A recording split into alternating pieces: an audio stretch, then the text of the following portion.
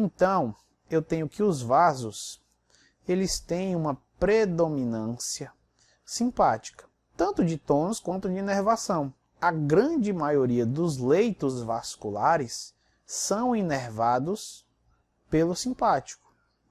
A grande maioria, de longe.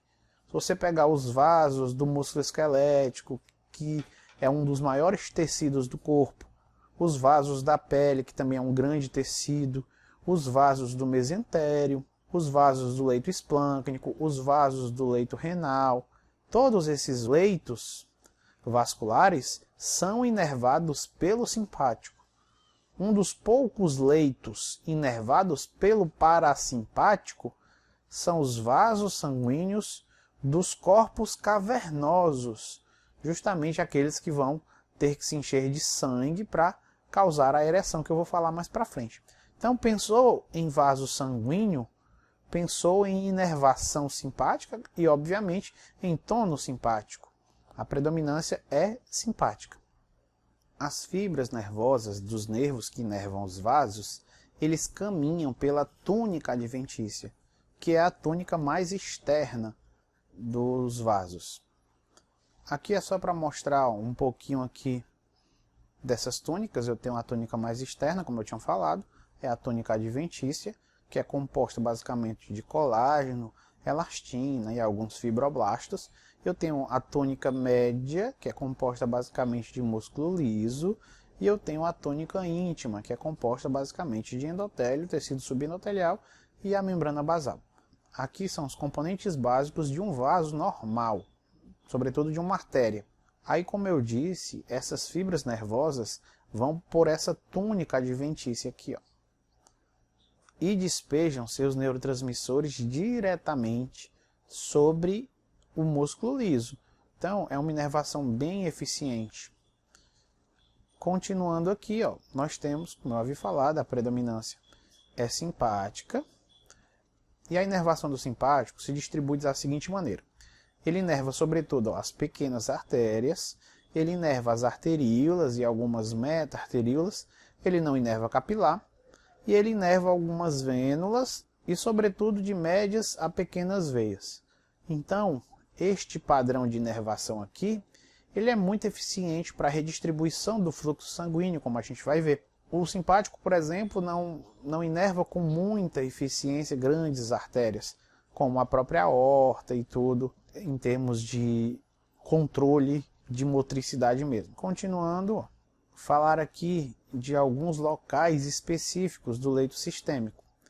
Em certos leitos, como na pele, nos rins, no mesentério e no leito esplâncnico, a ação predominantemente do simpático é uma ação de vasoconstrição, ou seja, o simpático, ao atuar nesses locais aqui, vai causar vasoconstrição, vai fazer com que esses vasos se contraiam.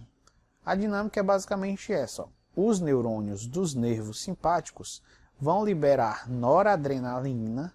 Essa noradrenalina vai promover uma ativação do receptor alfa-1, e essa ativação alfa-1 vai resultar numa vasoconstrição.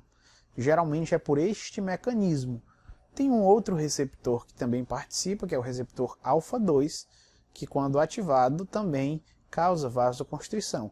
Só relembrando que o receptor alfa-1 é acoplado à proteína GQ, aí vai aumentar o cálcio dentro do músculo liso das arteríolas, e a ativação alfa-2 também vai resultar no aumento do cálcio, e sobretudo na diminuição dos níveis de AMP cíclico, que não vai ativar a pKa, e assim a quinase vai ficar mais ativa do que a fosfatase. Logo eu também vou ter mais vasoconstrição. Assim, nesses leitos, é basicamente isso que acontece. Em relação a outros locais do leito sistêmico, sobretudo nos vasos do músculo estriado esquelético e nas coronárias, você tem uma ação predominantemente de vasodilatação do simpático. Como é que isso se dá? Vamos lá. O simpático atuando, liberando a adrenalina, ativando o receptor beta-2, vai causar uma vasodilatação. É importante lembrar que essa ação não é tanto neuronal, porque os neurônios não liberam adrenalina. Quem libera adrenalina é a adrenal. Então esse neurônio está aqui só de maneira esquemática. Mas a ativação beta 2, ela é sobretudo feita pela adrenalina, lá liberada pela adrenal. Eu posso ter também uma vasodilatação por diminuição da frequência de disparo.